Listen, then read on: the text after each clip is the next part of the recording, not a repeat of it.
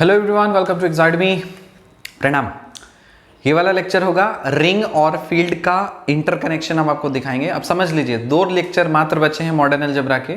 एक लेक्चर जिसमें रिंग और फील्ड को क्लब करके आपको जो कुछ भी बताया जाएगा उसको आप नोट करेंगे। एक और लास्ट वाला लेक्चर बनेगा आइडियल्स ऑफ रिंग्स। उसके बाद फिर मॉडर्न अलजेब्रा हो जाएगा पूरी तरह से समाप्त। हम बता दे रहे हैं इन्फॉर्मेशन इंपॉर्टेंट है, वरना हड़बड़ाना नहीं, बोलोगे कि सर कोर्स कंप्लीट कर दिए, हुआ नहीं हुआ नहीं। कोर्स कंप्लीट हो जाएगा आपका अगले लेक्चर में, ठीक है। उसके बाद ये पूरा जितना भी आपका लेक्चर्स है मॉडर्न अलजेब्रा का, एकदम वन से स्टार्ट करके एसेंस ऑफ ब्यूटी से लेकर के लास्ट तक आप पूरा अच्छे से देख करके नोट्स अच्छे से प्रिपेयर करोगे। उसमें से आप नोट्स को बार बार जब देखोगे तो आपको, मैंने बोला कि आप प्रॉब्लम सॉल्व करने के लिए लायक नहीं बनोगे। मैं बता दे रहा हूं स्टार्टिंग में, आप प्रॉब्लम सॉल्व करने के लायक नहीं बनोगे। आपको बस बेस बनेगा, मतलब बेस भी थोड़ा थोड़ा करके एक फ्रेमवर्क आपका रेडी होगा। क्वेश्चन सॉल्व करने के लिए आप तब एलिजिबल हो पाओगे जब आप ये चीज करोगे, तो ये तो करना ही है। इसके अलावा जब हम क्वेश्चन सीरीज स्टार्ट करेंगे उसमें हर टाइप का क्वेश्चन आपको सॉल्व करना सिखाया जाएगा, क्वेश्चन सॉल्व कराना सिखाया जाएगा। बोलोगे सर अगर वही करना सिखाना था तो ये करने का क्या जरूरत था, क्योंकि अगर ये नहीं करते तो फिर आगे का समझ में नहीं आता। इसलिए दोनों ही जरूरी है। आपको थ्योरी जो आपका बेसिक्स है वो भी करना जरूरी है, और क्वेश्चन को कैसे सॉल्व करना है वो भी सीखना आपको जरूरी है। समझ में आया ना? तो इसलिए सुन लीजिए, ये वाले लेक्चर में हम लोग देखेंगे रिंग और फील्ड के बारे में क्लब करके, डिविजन रिंग और स्क्यू फील्ड। ठीक है, हेडिंग लिखो, डिविजन रिंग और स्क्यू फील्ड। क्या होता है ये? डिविजन रिंग को ही स्क्यू फील्ड बोलते हैं। A ring R is called a division ring or a skew field if it is ring with unity. Each of its non-zero element has a multiplicative inverse. समझ में आया? A ring R is called a division ring or a skew field तब बोलेंगे जब number 1 it is a ring with unity, ring होना चाहिए unity के साथ, और दूसरा each of its non-zero element has a multiplicative inverse। तो उस रिंग के अंदर जितने भी नॉन जीरो एलिमेंट्स हैं सब का आपको मल्टीप्लिकेटिव इनवर्स आपके पास होना चाहिए। Thus, every field is necessarily a division ring, but the converse may not be true. If a division ring is commutative, then it is also a field. बहुत important relation है अब दोनों में के बीच में, रिंग और फील्ड के बीच में गहरा रिश्ता आपको समझ में आएगा। कि जैसे आप बोल रहा है कि अगर कोई फील्ड की आप बात कर रहे हो ना, तो बाय डिफॉल्ट वो एक डिवीजन रिंग ही होता है। कोई फील्ड की अगर बात कर रहे हो, so every field is necessarily a division ring. तो कोई फील्ड नेसेसरली 100% वो एक डिवीजन रिंग होगा ही, लेकिन उल्टा नहीं बोल सकते हो, उल्टा नहीं बोल सकते हो, but the converse may not be true. उल्टा जरूरी नहीं कि हमेशा सच हो। क्या उल्टा? क्या कि हर डिवीजन रिंग एक फील्ड होगा? You can not say that always. Every field is a division ring, but every division ring will not be a field. If a division ring is commutative, then it is a field. तो division ring को field कब बनेगा? जब वो division ring commutative होगा। समझ में आया? फिर से हेडिंग लिखो, मतलब पढ़ो। डिविजन रिंग और स्क्यू फील्ड क्या है? A ring R is called a division ring or a skew field if it is ring with unity. Each of its non-zero element has a multiplicative inverse. तो आप ये समझिए कि division ring किसको बोल रहे हैं?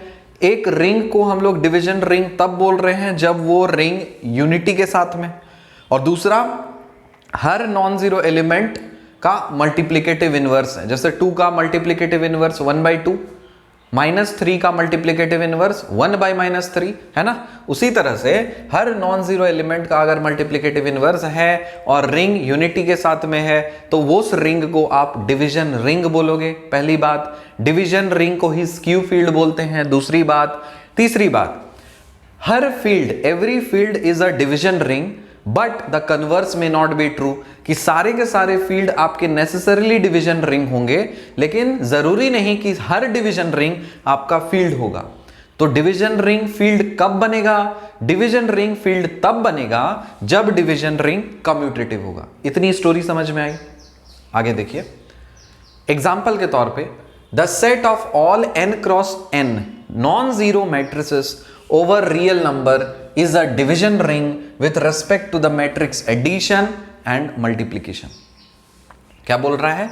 The set of all n cross n non zero matrices, जितने भी n क्रॉस n मतलब स्क्वायर नॉन जीरो मैट्रिसेस है किस पे? Over the real number is a division ring. वो एक डिवीजन रिंग है किसके रेस्पेक्ट में? मैट्रिक्स एडिशन एंड मल्टीप्लीकेशन के रेस्पेक्ट में।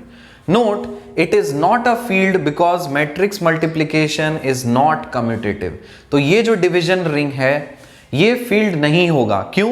क्योंकि डिवीजन रिंग को फील्ड बनने के लिए क्या कंडीशन होना चाहिए कि डिवीजन रिंग को कम्यूटेटिव होना चाहिए, तभी वो क्या बनेगा? एक फील्ड बनेगा। इसीलिए बोला है it is not a field because matrix multiplication is not commutative. Matrix multiplication commutative तो नहीं होता। ए बी जरूरी है क्या बी ए के बराबर हो जाए? नहीं।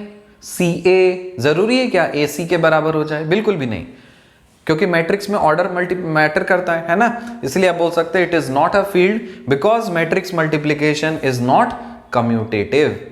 Relations between integral domain and field. Integral domain आपको सिखाया प्रीवियस लेक्चर में। सो इंटीग्रल डोमेन और फील्ड में क्या रिलेशन है? देखिए, थ्योरम बोल रहा है every field is necessarily N integral domain but the converse is not necessarily true.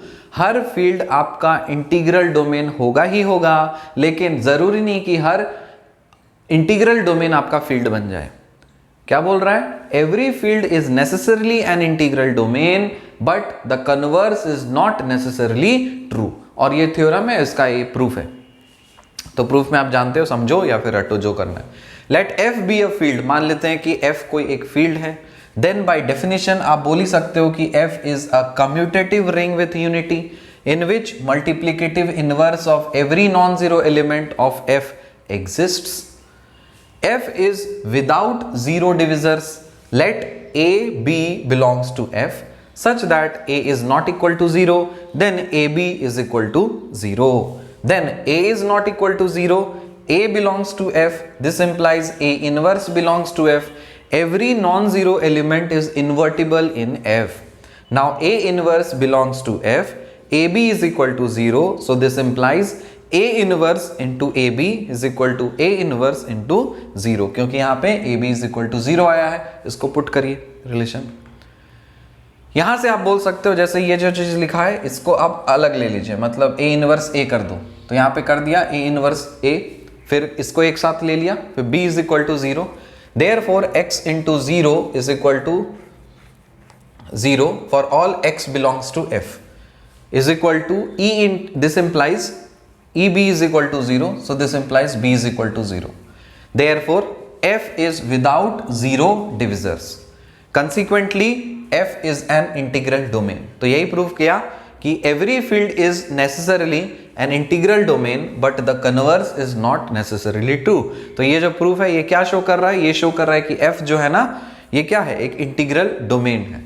अब conversely the converse is not necessarily true because every integral domain is not a field. जाहिर सी बात है कि हर फील्ड आपका integral domain है, लेकिन हर integral domain आपका field हो जरूरी नहीं है। एग्जाम्पल के तौर पे जैसे आपके पास है z, एक रिंग लिया, z comma plus comma multiplication is an integral domain but it is not a field because it's non zero element except 1 and -1 do not have their multiplicative inverses in z। इसका multiplicative inverse मतलब और कोई नहीं है। जैसे z comma plus comma multiplication is an integral domain, ये एक integral domain है but it is not a field, ये एक फील्ड नहीं है। क्यों? Because it's non zero element, इसके जितने भी नॉन जीरो एलिमेंट हैं except 1 and -1 do not have their multiplicative inverses in z। अरे कैसे? जैसे z है, जैसे मान लो कि z है, z का तो सेट का मतलब क्या है? सेट ऑफ इंटीजर्स है ना। सो माइनस इधर से डॉट डॉट डॉट -3 -2 -1 0 1 2 3 और डॉट डॉट डॉट 1 और -1 को छोड़ करके कोई भी नॉन जीरो एलिमेंट उठा लो। सपोज हम 3 उठाए, इसका मल्टीप्लिकेटिव इनवर्स क्या होता है? 1/3। क्या 1/3 इस सेट में है? नहीं है। अब जब है ही नहीं तो क्या बोल सकते हो? तो इसीलिए बोल सकते हैं इसका मल्टीप्लिकेटिव इनवर्स नहीं है ना, तो इसीलिए ये एक इंटीग्रल डोमेन है लेकिन फील्ड नहीं है। ठीक, लेकिन 1 का मल्टीप्लिकेटिव इनवर्स तो आप जानते हो 1 ही होता है। -1 का मल्टीप्लिकेटिव इनवर्स 1 बाय -1 करोगे तो ये भी -1 ही आएगा। तो ये सब कुछ तो आपके सेट ऑफ इंटीजर्स में है ही। कैरेक्टरिस्टिक्स ऑफ अ रिंग, अब रिंग का कैरेक्टरिस्टिक्स देखिए। Let r comma plus comma multiplication be a ring, मान लेते हैं ये एक रिंग है।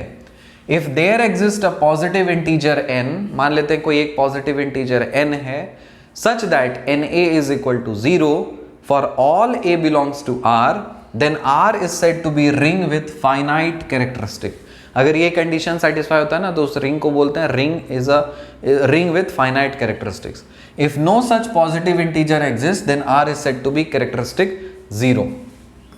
R is said to be characteristic 0. Characteristics of a ring सीखा क्या कि अगर कोई रिंग है उसमें रिंग में कोई भी एक एलिमेंट आप उठा लो A, ठीक है, और कोई पॉजिटिव इंटीजर अगर एग्जिस्ट कर रहा है जिसको A से मल्टीप्लाई करने पे आपको 0 मिल रहा है, तब आप बोलोगे कि R is said to be a ring with finite characteristic। अगर मान लीजिए कोई भी पॉजिटिव इंटीजर आपको एग्जिस्ट नहीं कर रहा तो R क्या बोल सकते हो, R is said to be characteristic 0। R को क्या बोल सकते हो, R is said to be characteristic 0।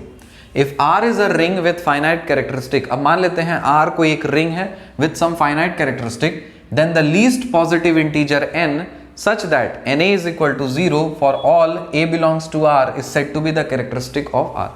If R is a ring with finite characteristic, then the least positive integer n such that na is equal to 0 for all a belongs to R is said to be characteristic of R। Example के तौर पे the characteristics of the ring जैसे Z4, addition modulo 4, multiplication modulo 4 is 4 because nx is equal to 0, n belongs to Z4, this implies n is the least is equal to 4। ये होना चाहिए, ठीक है। मतलब आपका n लीस्ट वैल्यू आपका 4 मिल रहा है। कैसे, एग्जांपल से करें। R is a ring with finite characteristic, then the least positive integer n such that na is equal to 0 for all a belongs to R is said to be the characteristic of R। The characteristic of the ring this, इसका आप characteristic ring निकालो। जैसे for example मान लेते हैं Z4 है, Z4 को क्या लिखोगे, Z4 को बोलोगे सर ये 0, 1, 2 और 3 है, ये होता है Z4। अब एडिशन मॉड्यूलो 4 और मल्टीप्लिकेशन मॉड्यूलो 4 इज 4, इसका कैरेक्टरिस्टिक ऑफ द रिंग 4 है because nx is equal to 0। करके देखते हैं। जैसे ये सब कुछ एलिमेंट्स है, एडिशन मॉड्यूलो 4 करते हैं, ठीक है। चलो कोई भी दो एलिमेंट उठा लो, 0 एडिशन मॉड्यूलो 4 1, क्या होगा, बोलोगे सर ये और कुछ नहीं, ऐड करिए, ऐड कितना होगा, 1 होगा, बाय 4 कर दो, रिमाइंडर कितना आया, 1 आया, ठीक है।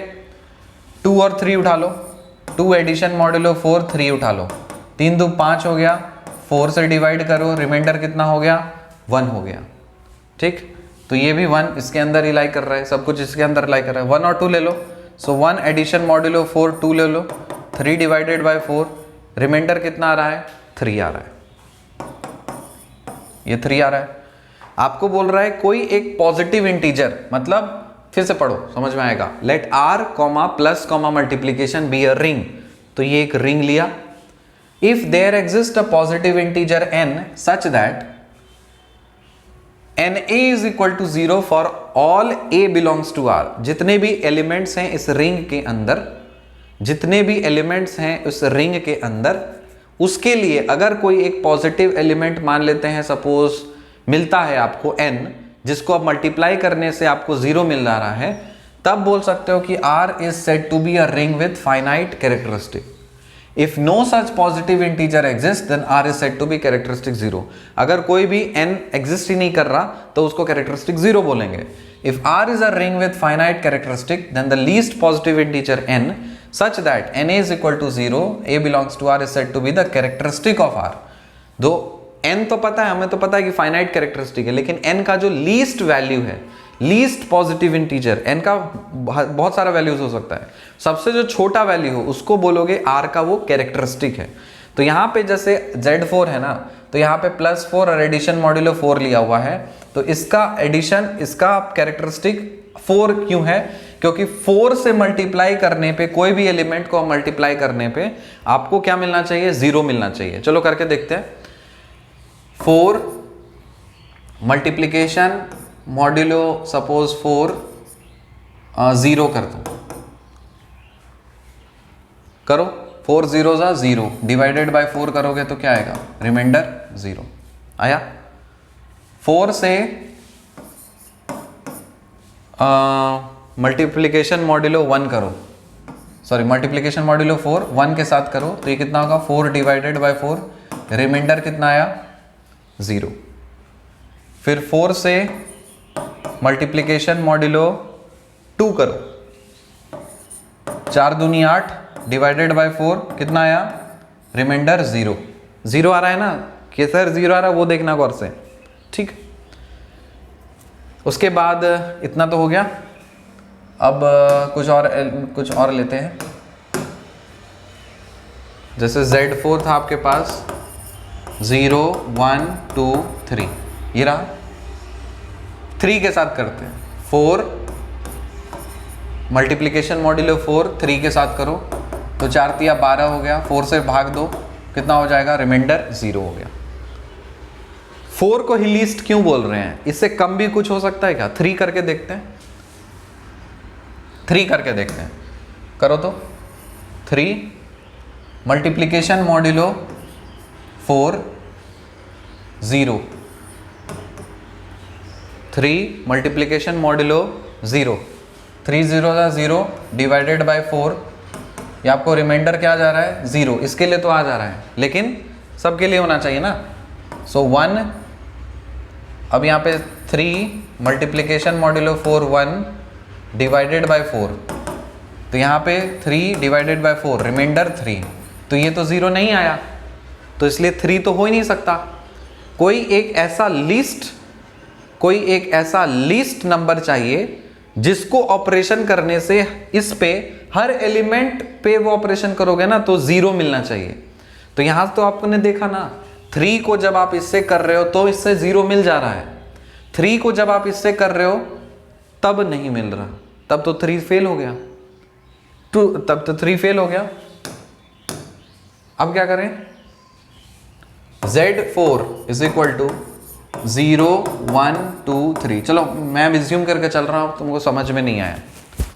लीस्ट पॉजिटिव इंटीजर चाहिए, तो लीस्ट पॉजिटिव इंटीजर बोले तो ऐसे बाय डिफॉल्ट क्या होता है, 1 होता है। इस तरह से करो, अच्छा ठीक है, चलो 1 से स्टार्ट कर दो, तुम्हारे बेसिस पे मान लेते हैं, ठीक है। चलो 1 है इसका कैरेक्टरिस्टिक, 1 है अगर इसका कैरेक्टरिस्टिक, तो इसी सेट में अगर हम 1 के साथ एडिशन मॉड्यूलो करें, सब के साथ 0 आना चाहिए, या फिर 1 के साथ मल्टीप्लीकेशन मॉड्यूलो करें तो सब के साथ 0 आना चाहिए, तभी 1 उसका कैरेक्टरिस्टिक होगा। करके देखें, चलो पहले हम एडिशन मॉड्यूलो करके दिखा दे रहे हैं, फिर मल्टीप्लीकेशन मॉड्यूलो करेंगे। 1 ले लो और एक एक करके देखते हैं। 0 के साथ एडिशन मॉड्यूलो करो तो एडिशन मॉड्यूलो 0 के साथ करो, 1 प्लस 0 कितना होता है, 1 होता है। किससे डिवाइड करना है, 4, रिमाइंडर कितना हो गया, 1। बस 1 का गेम खलास, 1 का गेम ओवर, 1 हो ही नहीं सकता क्योंकि यहाँ पे नॉन जीरो मिल जा रहा है हमको, रिजल्ट नॉन जीरो मिला ना, आपको क्या रिजल्ट 0 चाहिए, तो यहाँ पे क्या है, रिजल्ट नॉन जीरो आ गया। सो 1 तो कैरेक्टरिस्टिक किसी जन्म में नहीं हो सकता। तो क्या क्या हो सकता है, 1 हो सकता है, 2 हो सकता है, 3 हो सकता है, 4 हो सकता है, 5 हो सकता है, 6 हो सकता है, 7, इस तरह से पॉजिटिव इंटीजर ही हो सकते हैं। तो 1 का पॉसिबिलिटी तो खलास, 1 का पॉसिबिलिटी खत्म, 1 नहीं हो सकता। आगे बढ़े, 2 से चेक करते हैं, क्योंकि एडिशन मॉड्यूलो में ही फेल कर गया तो मल्टीप्लीकेशन मॉड्यूलो में क्या चेक करने का मतलब है।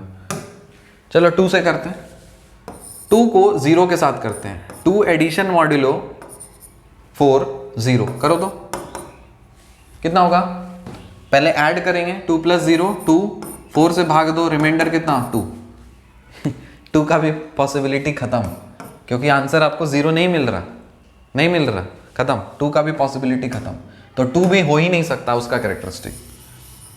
ठीक है, एडिशन मॉड्यूलो में ही फेल कर जा रहा है मेरे भाई, तो मल्टीप्लीकेशन क्यों जाना आप, क्योंकि मल्टीप्लीकेशन भी करके देखो तो वही मिलने वाला है। ठीक। ठीक, ये मिल गया। अब 3 से करके देखते हैं। 3 एडिशन मॉड्यूलो 4 0, एक एक एलिमेंट से। इस पे अगर सक्सेस हो जाता है तब आगे बढ़ेंगे, वरना पहले पे फेल हो गया तो फिर आगे बढ़ने का क्या मतलब है। एडिशन मॉड्यूलो 4 करो तो 3 + 0 कितना होगा, 3 होगा, बाय 4 दो, रिमाइंडर कितना 3, ये भी नॉन जीरो आ गया। तो मतलब 3 का भी पॉसिबिलिटी गोल खत्म। क्या बचा, 4 बचा। तो 4 पे ट्राई करते हैं। 4 पे ट्राई करो। 4 के साथ एडिशन मॉड्यूलो ऑपरेशन लगा दो। तो हम पहला लगाते हैं, देखो 4 एडिशन मॉड्यूलो 4 0 के साथ करके देखो तो कितना आता है, करो करो। 4 के साथ 0 के साथ इसको करोगे तो एडिशन मॉड्यूलो कितना आएगा, 4 आएगा। 4 से भाग दो, 4 से भाग दो तो कितना आ गया, 0 आ गया।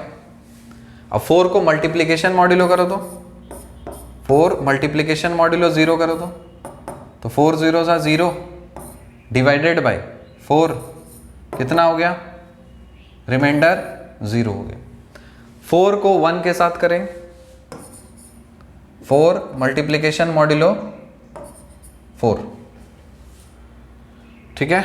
4 का मल्टीप्लिकेशन मॉड्यूलो 1 के साथ करो तो 4 का 4 बाय 4, रिमाइंडर कितना आ गया, 0 आ गया। आ रहा है 0। 4 का मल्टीप्लिकेशन मॉड्यूलो 2 के साथ करो तो कितना आ गया, 4 दूनी 8, 4 से भाग दो, रिमाइंडर कितना हो गया, 0।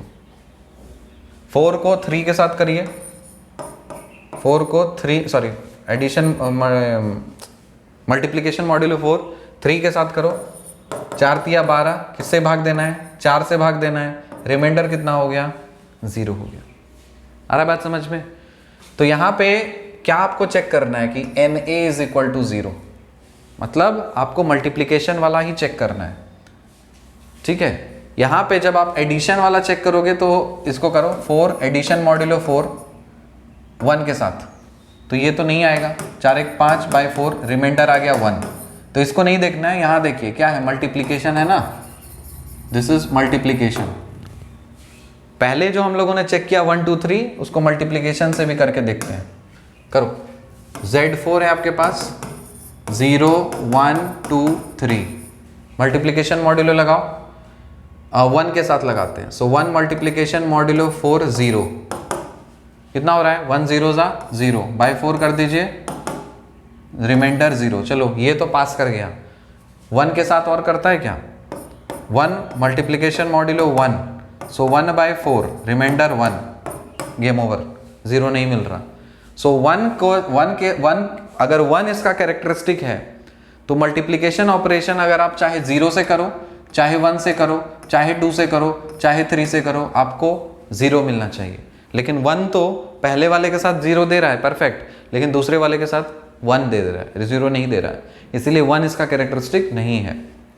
यहाँ पे आपको क्या देखना है, मल्टीप्लिकेशन देखना है, इसलिए इसको नहीं देखेंगे, इसको देखेंगे, ठीक है। चलो 2 से करके देखो, 2 पे आ जाओ। 0 के साथ करोगे तो जाहिर सी बात है 0 मिलेगा ही। 1 के साथ करो, 2 multiplication modulo 4, 2 multiplication modulo 2 multiplication modulo 1 करो। 0 के साथ करोगे तो 0 मिलेगा ना, 1 के साथ करोगे तो क्या आ गया, 2 बाय 4, तो रिमाइंडर 2 आ गया, ये भी 0 नहीं आया, तो 2 इसका कैरेक्टरिस्टिक हो ही नहीं सकता। उसी तरह से 3 से करोगे, 3 मल्टीप्लिकेशन मॉड्यूलो कुछ भी कर लो, सबके साथ 0 नहीं मिल रहा। 4 ही ऐसा नंबर है जो सबके साथ मल्टीप्लिकेशन मॉड्यूलो करोगे तो तुमको 0 मिलेगा ना। फिर से दिखाएं क्या, Z4 = 0 1 2 3 है। 4 के साथ करके देखो, 4 के साथ मल्टीप्लिकेशन मॉड्यूलो 0 करो, 4 के साथ मल्टीप्लिकेशन मॉड्यूलो 1 करो, 4 के साथ मल्टीप्लिकेशन मॉड्यूलो 2 करो, 4 के साथ मल्टीप्लिकेशन मॉड्यूलो 3 करो, करके देखो ये कितना होगा, 4 0 सा 0 बाय 4, रिमाइंडर 0, 4 1 सा 4 बाय 4, रिमाइंडर 0, 4 2 सा 8 बाय 4, रिमाइंडर 0, 4 3 सा 12 बाय 4, रिमाइंडर 0। समझ में आया। तो इसीलिए 4 है इसका कैरेक्टरिस्टिक। आई होप अब समझ में आ गया होगा कि कैरेक्टरिस्टिक रिंग का क्या बोलते हैं, कोई एक ऐसा लीस्ट पॉजिटिव इंटीजर जिसको उस ऑपरेशन पे, मल्टीप्लिकेशन ऑपरेशन करने पे अगर आपको 0 मिल जा रहा है तो उसका वो कैरेक्टरिस्टिक है। दूसरा एग्जांपल देखो, the characteristic of the ring z plus multiplication is 0 because there exist no positive integer such that nx is equal to 0 for all x belongs to 0। Similarly ये सब रिंग्स भी जो है ना, दीज आर कैरेक्टरिस्टिक 0 करके देखें वो, मतलब आपको इसका कैरेक्टरिस्टिक 0 मतलब इसमें कोई भी ऐसा आपको नॉन जीरो पॉजिटिव इंटीजर नहीं मिलेगा जिसको मल्टीप्लाई करने पे आपको चीजें 0 मिल जाए। अरे उठा लो, इंटीजर्स है ना, इंटीजर्स है मतलब उठा लो कुछ भी, अरे कुछ भी उठाओ, for example dot dot dot dot -5 -4 -3 -2 -1 0 1 2 3 ऐसे करते हुए चला जाएगा। कोई भी ऐसा पॉजिटिव इंटीजर है जिसको इसके एलिमेंट से, सब के एलिमेंट से मल्टीप्लाई करने पे हमको 0 ही मिले? ऐसा तो बिल्कुल भी पॉसिबल नहीं है। एक ही है 0, 0 को मल्टीप्लाई करने से आपको सब 0 मिलेंगे, लेकिन 0 तो आपको नहीं चाहिए। आपको क्या चाहिए? पॉजिटिव इंटीजर चाहिए, इसीलिए वो फेल हो गया। बात आई समझ में? इसीलिए ये वाला इसका कैरेक्टरिस्टिक 0 है, इसका भी कैरेक्टरिस्टिक 0, इसका भी कैरेक्टरिस्टिक 0, इसका भी कैरेक्टरिस्टिक 0। तो आई होप, आई गेस आप समझ में आ गया होगा। Characteristic of an integral domain and field, characteristic of the ring सीखा, कैरेक्टरिस्टिक ऑफ इंटीग्रल डोमेन और फील्ड का क्या होता है। The characteristic of an integral domain और a field D is the least integer n for which n dot e is equal to 0। मतलब कोई भी एक ऐसा इंटीजर जिसको आइडेंटिटी से मल्टीप्लाई करने पे आपको 0 मिले। If no such positive integer exists, then D is said to be of characteristic 0। Therefore, it is clear that if characteristic of any integral domain or a field is a finite n, then n is equal to D comma plus n O comma bracket में E। Example के तौर पे the characteristic of the integral domain, इस ये integral domain है 7 है। क्यों? क्योंकि order of 1 is equal to 7 in this. Order of element आपको सिखाया था, order of element, order of ये क्या है? Order of identity. तो आइडेंटिटी यहां पे क्या है? 1। सो ऑर्डर ऑफ आइडेंटिटी 7 है इस केस में, इसलिए आप इसको कैरेक्टरिस्टिक बता सकते हो। उसी तरह से the characteristic of the field q comma plus comma multiplication is 0 because there exists no integer such that 1 is equal to 0। ऐसा हो ही नहीं सकता ना कि आइडेंटिटी 1 आइडेंटिटी 0 हो जाए इसमें, तो ऐसा नहीं हो सकता, लेकिन यहाँ पे पॉसिबल है, इसलिए आप इसको कैरेक्टरिस्टिक बता सकते हो। कैरेक्टरिस्टिक इसका 7 हो जाएगा। बस इतना ही था। कुछ और कॉन्सेप्ट देखते हैं रिंग और फील्ड को क्लब करते हुए। Examples of ring, integral domain and field. Example है आपके पास, prove that the set R which is 0 1 2 3 4 is a commutative ring for addition modulo 5 and multiplication modulo 5। Is it an integral domain? Question पढ़िए पहले ध्यान से। Prove that the set R is a commutative ring for addition modulo 5 and multiplication modulo 5। आपको ये prove करना है कि ये वाला जो सेट है ना एक कम्यूटेटिव रिंग है, एडिशन मॉड्यूलो 5 के लिए भी और मल्टीप्लिकेशन मॉड्यूलो 5 के लिए भी, ठीक है। और आपको ये दिखाना है कि क्या ये इंटीग्रल डोमेन है। The composition tables for both the operations in are as, ये जो आप बनाते हो ना इस तरह का टेबल, ये कॉम्पोजिशन टेबल होता है। तो आपने सेट के एलिमेंट्स लिख दिया 0 1 2 3 4 हॉरिजॉन्टली, वर्टिकली भी लिख दिया 0 1 2 3 4 लिख दिया। एक ऑपरेशन है आपका एडिशन मॉड्यूलो 5 तो उसके लिए टेबल बनेगा, एक ऑपरेशन है आपका मल्टीप्लिकेशन मॉड्यूलो 5 तो उसके लिए टेबल बनेगा। तो 0 + 0 0 होगा, आपको पता है 0 एडिशन मॉड्यूलो 5 0 कर रहे हैं तो 0 मिलेगा। आप ये सारे एलिमेंट्स निकाल करके टेबल कंप्लीट करिए, ये सारे एलिमेंट्स निकाल करके आप टेबल भी कंप्लीट करिए। जाहिर सी बात है जो कुछ भी आपका एलिमेंट्स है सब इसी के अंदर ही होने चाहिए। यहाँ पे भी सारे के सारे एलिमेंट्स तभी उसके अंदर होना है, तभी वो ग्रुप रिंग वगैरह सब होता है। ऑब्जर्विंग द अबव टेबल्स, इस टेबल को आप गौर से देखिए और आपको पता चलेगा कि R, +5 is a commutative group in which 0 is the 0 element and the negative of 1 2 3 4 are 4 3 2 1 respectively.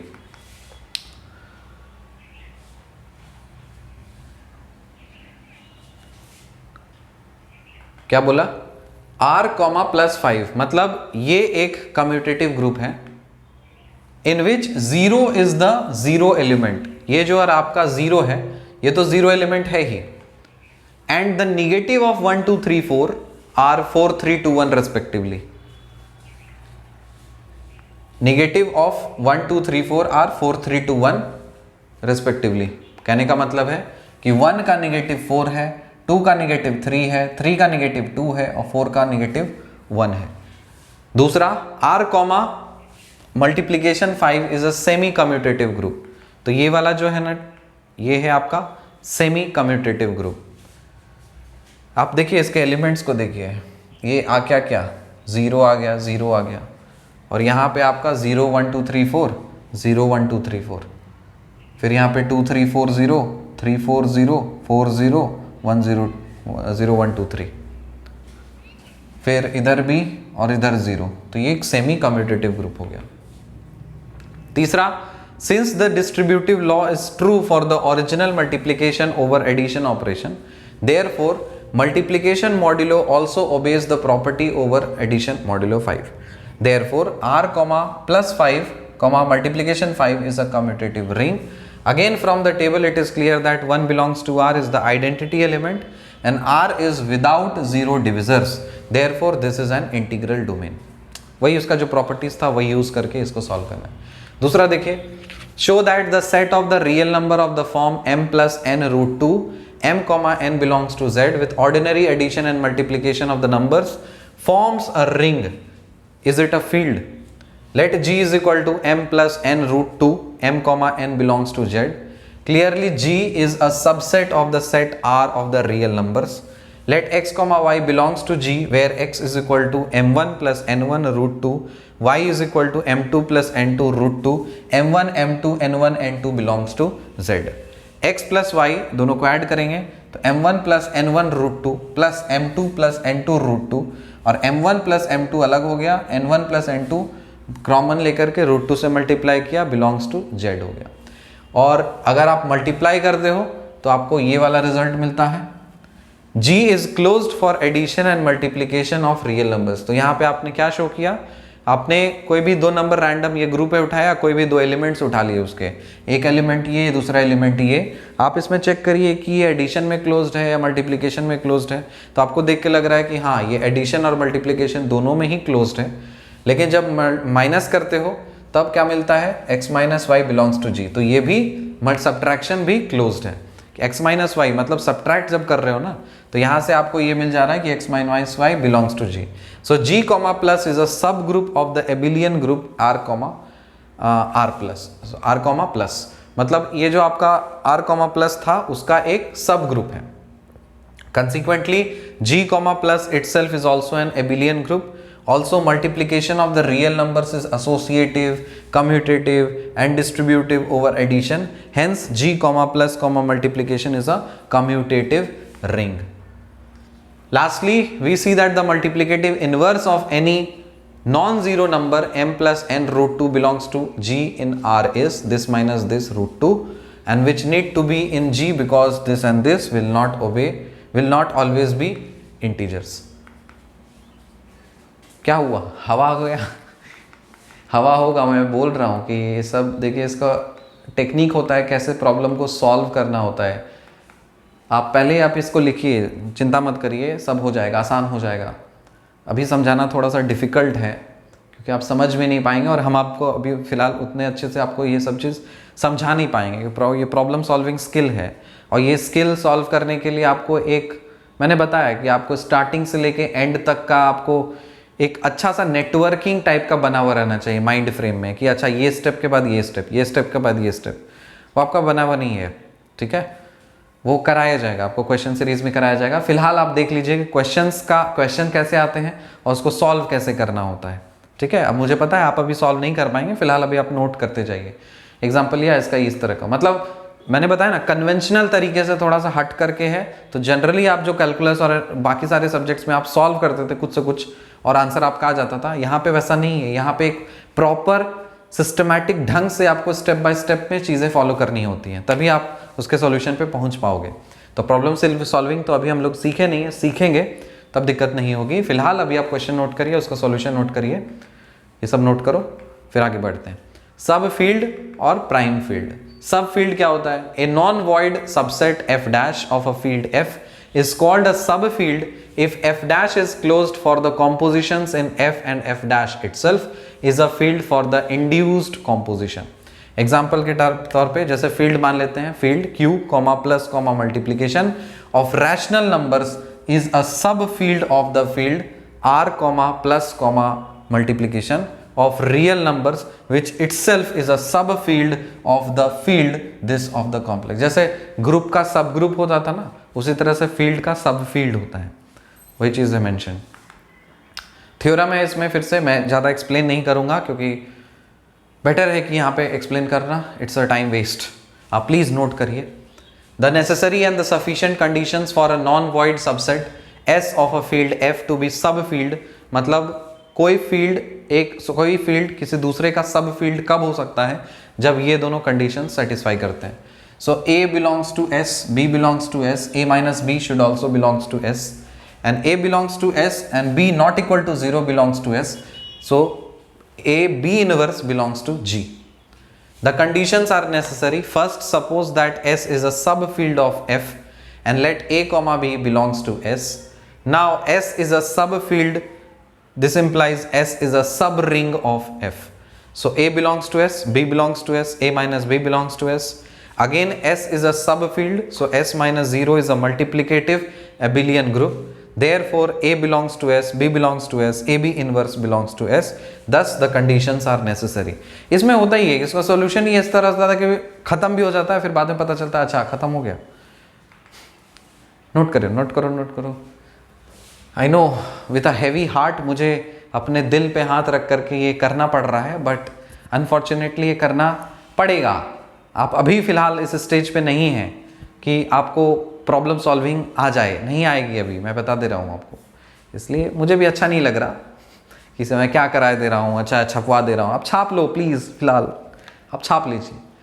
Question series start होने दो, फिर वहाँ पर आपको हर क्वेश्चन, जैसे एक क्वेश्चन कराए ना तो आप पता चल जाएगा, जैसे एक क्वेश्चन कराया उसी के 2-3 टाइप्स में सेम टाइप के क्वेश्चंस करा दूंगा, तब आपको पैटर्न दिख जाएगा। अच्छा टाइप 1 क्वेश्चन ये इस तरह का होता है, इसमें यही करना होता है। टाइप 2 क्वेश्चन ये तरह का होता है, इसमें यही करना होता है, तब उसे वो आपको फ्रेमिंग बनेगा। अभी करके सीरियसली मैं खुद बता रहा हूँ, कोई फायदा नहीं है, लेकिन फिर नोट करो ना, नोट्स कंप्लीट करना ज़रूरी है, कोर्स कंप्लीट करना ज़रूरी है। आप इसको लिखिए। The conditions are sufficient. Suppose that S is a non-empty subset of the field F satisfying the given conditions. Then the condition, पहला condition S comma plus is an abelian group, और दूसरा condition S minus 0 comma multiplication is a commutative group. Lastly, distributivity of multiplication over addition holds in F, therefore holds in S also. Hence S comma plus comma multiplication is a field, and so the given conditions are sufficient. इसका example, prove that the set S is equal to A plus B root 2, A comma B belongs to Q is a subfield of the field this of the real numbers. For every A, B belongs to Q, A plus B root 2 belongs to R. S is a non-empty set of R. Let X, Y belongs to S, where X is equal to A1 plus B1 root 2, Y is equal to A2 plus B2 root 2. Then X minus Y is equal to, दोनों को आप minus कर दीजिए और आपको final क्या मिलेगा? ये वाला एक्सप्रेशन। फिर आप बोल सकते हो if y is not equal to 0, that is a2 is not equal to 0, b is not equal to 0, then x y inverse is equal to a1 plus b1 root 2 by 1 by a2 plus b2 root 2। फिर simplify करो, a1 plus b1 root 2 मतलब क्या किया यहाँ पे, योग कर दिया, रैशनलाइज कर दिया, इसको रैशनलाइज करके जो कुछ भी आएगा आपका एक्सप्रेशन तो इस तरह से। Thus we say that x belongs to S, 0 is not equal to y belongs to S. This implies x minus y belongs to S and xy inverse belongs to S. Therefore S is a subfield of the field R comma plus comma multiplication. Prime field क्या होता है? A field F which has no proper subfield is called a prime field. So जो कोई भी एक field है जिसका कोई proper subfield नहीं होता तो उसको आप prime field बोलते हो. So a field F is a prime field if and only if the subfield of the field is F itself. Theoretical चीजें हैं. एग्जाम्पल है the field ZP comma addition modulo p, multiplication modulo p, where p is a prime number is a prime field. इसको prove करना है।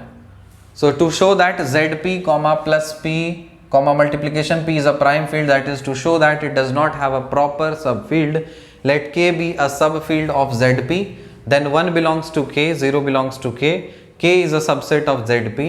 Now 1 belongs to k, which implies 1 plus 1 belongs to k, this implies 2 belongs to k, 2 plus 1 equals to 3 belongs to k, p minus 2 plus 1 is equal to p minus 1 belongs to k, hence zp। छापो नहीं मिलेगा कुछ, बोले समझ में नहीं, मैं इसमें बोलूंगा ही नहीं कुछ। The field q comma plus comma dot of rational numbers is a prime field, और इसका सॉल्यूशन ये है। I won't explain, seriously I can't explain right now, I am not in that stage to explain this right now because we are not eligible to understand this at this present moment. Have faith in me, don't worry, it's my way of teaching, I know which things to make you understand when, कब आपको कौन सी चीज़ें समझानी है, तब मैं समझाता हूँ। स्टार्टिंग से मैंने आपको बताया कि मेरा पढ़ाने का स्टाइल थोड़ा सा अलग है।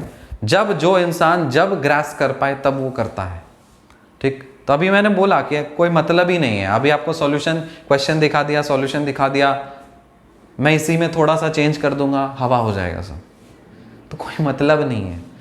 लेकिन वही है कि आपको क्वेश्चन का फील दिखाना है कि अच्छा ये क्वेश्चन होता है, ये सॉल्यूशन होता है, ये क्वेश्चन होता है, ऐसा सॉल्यूशन होता है। तो आप ये फील समझिए, जैसे जैसे धीरे धीरे स्टेप बाय स्टेप आप जैसे बेबी स्टेप्स आप आगे बढ़ोगे, आपको सॉल्व करना आ जाएगा, उतनी मेरी गारंटी है क्वेश्चन सीरीज करने के बाद।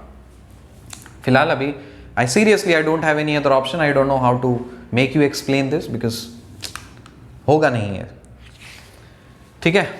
तो फिलहाल स्टॉप करते हैं। रिंग और फील्ड के जो भी आपका थ्योरेटिकल कॉन्सेप्ट है वो आपका खत्म हो गया। एक लेक्चर आखिरी बचा हुआ है आइडियल्स ऑफ रिंग्स का, उसको भी थ्योरी वगैरह हम लोग देख लेते हैं। कोर्स कंप्लीट करने के बाद आपका जो नोट्स रेडी हुआ है, प्रॉमिस करिए वो आप कि उसको आप अच्छे से गो थ्रू करिएगा, अच्छे से एकदम स्टार्टिंग से एंड तक कम से कम 3-4 बार तो आपको अच्छे से स्टडी उसको करना ही है। जब आप 3-4 बार आप उसको स्टडी करोगे ना, तब आपको अंदर से एक पूरा कॉन्फिडेंस, तो मैं नहीं बोल रहा, एक छोटा सा कॉन्फिडेंस आपके अंदर रहेगा कि यस ये सब्जेक्ट मेरे से हो जाएगा। लेकिन फैक्ट की बात यह है, पता है, मोस्ट ऑफ द स्टूडेंट्स और ऑलमोस्ट 70 से 80% स्टूडेंट्स एग्जाम में इस मॉडर्न अलजेब्रा के क्वेश्चंस को अटेम्प्ट ही नहीं करते, क्योंकि उनसे हिलता भी है नहीं क्वेश्चन। देख लो, तुम टॉपर्स के इंटरव्यूज में देख लो, वो बोलेंगे कि I just went through some similar type of questions, अच्छा if that similar type of questions आया तो मेरे से हो गया, और नहीं हुआ तो मैंने छोड़ दिया। वो है ही, सब्जेक्ट ही ऐसा है, यू कांट हेल्प इट। ये तभी पॉसिबल हो पाएगा जब आप इसमें पैटर्न समझना सीखोगे, और वो तभी हो पाएगा जब आप इसके अलग अलग वेराइटीज ऑफ क्वेश्चंस करना आप सीखोगे। तो इसमें सब्जेक्ट में यही डिमेरिट है, अनलेस एंड अनटिल आप प्रैक्टिस नहीं करते तो क्वेश्चंस आपसे हिलेंगे नहीं। बट क्योंकि एक फॉर्मेलिटी थी, एक ऑफिशियल चीज़ था कि हाँ कोर्स स्टार्ट किया, कोर्स कंप्लीट करना है, तो वो तो करना ही पड़ता, ठीक है। तो रिंग और फील्ड का आपको कॉन्सेप्ट कंप्लीट करा दिया। एक लेक्चर बचा आपका आइडियल्स ऑफ रिंग्स, वो भी हम लोग कंप्लीट करते हैं। उसके बाद फिर मॉडर्न अलजेब्रा को पूरी तरह से कर देंगे क्लोज। मिलते हैं आपसे अगले लेक्चर में, तब तक के लिए